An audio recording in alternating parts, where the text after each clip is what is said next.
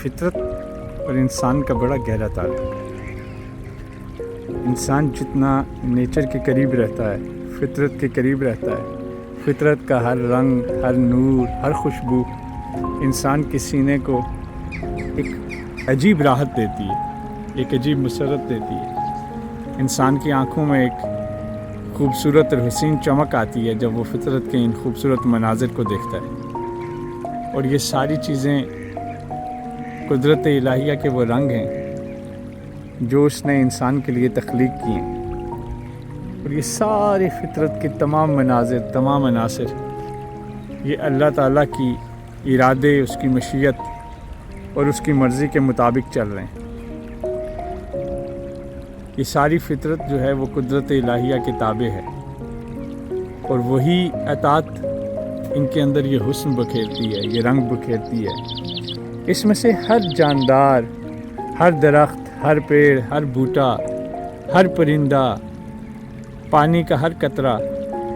اپنے تخلیق کے اس مقصد کو پورا کر رہا ہے جس کے لیے اس کے خالق نے اس کو تخلیق کیا ہے۔ اور جب یہ اللہ کے اسی مقصد تخلیق پہ کاربند ہیں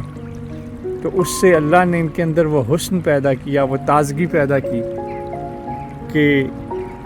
انسان کی آنکھ اس کے ہر رنگ کو دیکھ کے، ہر خوبصورتی کو دیکھ کے، ہر منظر کو دیکھ کے ایک عجیب پرسکون روحانی تازگی و فرحت محسوس کرتی ہے۔ بالکل اسی طرح ہر وہ انسان جو فطرت کے تابع رہتا ہے، فطرت کے اصولوں کو، اس کے قواعد و ضوابط کو، اس کی منشا کو، اس کی مرضی کو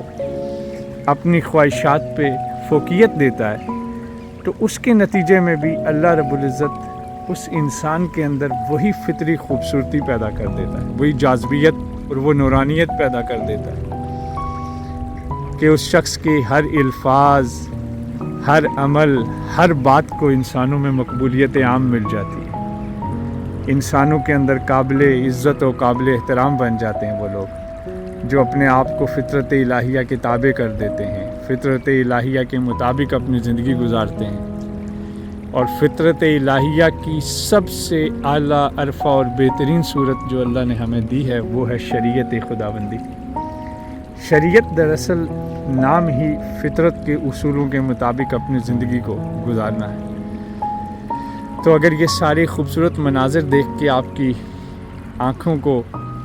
سکون مل رہا ہے تو یقین جانیے اگر آپ بھی اپنے آپ کو اللہ کی اس فطرت کے تابع کر دیں گے، ان اصول کے تابع کر دیں گے، تو آپ کی شخصیت بھی اتنی نکھر جائے گی، اتنی خوبصورت بن جائے گی، اتنی اعلیٰ بن جائے گی کہ خدا کی ساری مخلوق سمیت انسان بھی آپ کے قرب کو باعث افتخار سمجھیں گے، باعث برکت سمجھیں گے، باعث خوشی تصور کریں گے،